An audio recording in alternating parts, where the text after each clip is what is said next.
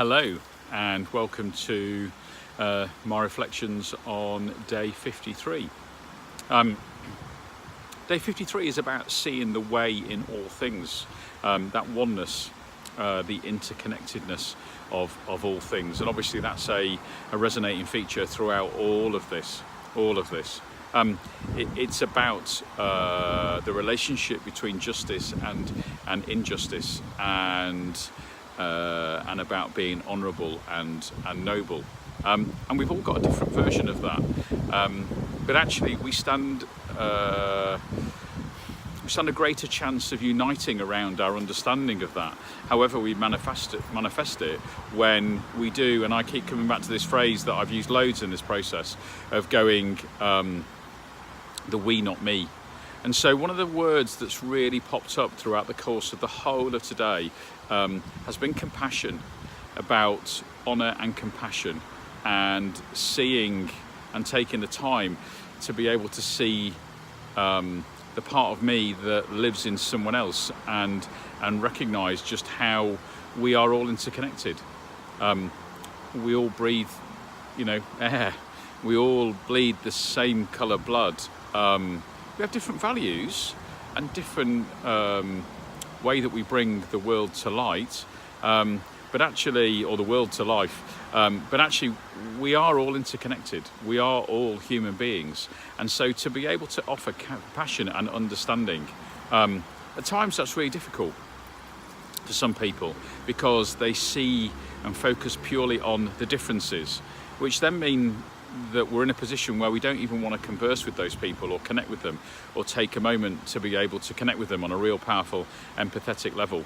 So today for me has been all about compassion and seeing compassion and focusing and understanding and wanting to be compassionate, to be able to support other people. And actually one of the big things for me personally today is to recognise that maybe at times I need to be more compassionate with myself. I can be a pretty hard taskmaster on myself sometimes, and of course that has served a benefit for quite some time, but it may not necessarily, it'll take you so far, but it won't take you any further.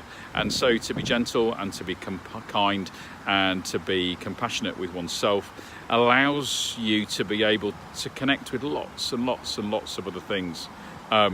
And whether you connect with them physically or spiritually or emotionally, or whether you just find yourself in a place now where you offer some compassion and understanding to someone or something that's challenging you, even as you walk away from a thought of that situation or a memory of what's occurred, then suddenly you've got more capacity back to be able to process it. Because as I talked about in day 52, when you get upset with someone, you're the one that lives with the consequence of the emotion. They don't. There's a really great story that comes from the world of Zen, and there are two monks. There is an old monk and a young monk, and they are journeying together, and they have an engaged in a vow of complete silence. And so it means that their interactions with other people, and they nod politely as they met other people on their path, and they come to a ford. And there is a mother with a child who is now struggling to cross. And the old monk says to her, "Would you like some help?" And the young monk at this point in time seems quite shocked, but because of their vow of silence, says nothing. And the lady says that she'd like some help, and so the old monk very kindly offers and engages in helping the woman and her child across the ford. And then they continue on their way, and that night they decide that they sleep in the wilderness, in the wild, under a tree. And the young monk is tossing and turning and is very agitated by how his day has gone. And he turns around at one point in time and wakes the old monk and said, "I need to talk to you. I need to explain my thinking or my feelings. We agreed that we'd have a vow of silence, and you are my wise teacher. And you have let me down because you haven't been engaged in total silence over the course of today in our pilgrimage." And the old monk turned around and said, "No, I didn't. I broke my vow of silence.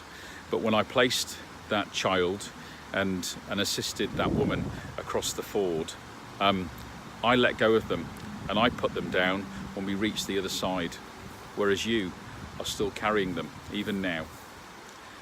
And so by offering compassion and stepping away from judgment, by living with acceptance and focusing on gratitude, and they're big ideas, I get that, and they're ideas that maybe we need to work on, but that's how I've extrapolated day 53 into what I mean and understand by my life today. So to use a phrase that gets used a lot in all sorts of different circles, it's talked about a lot in the Tao. It comes from Buddhism, but namaste.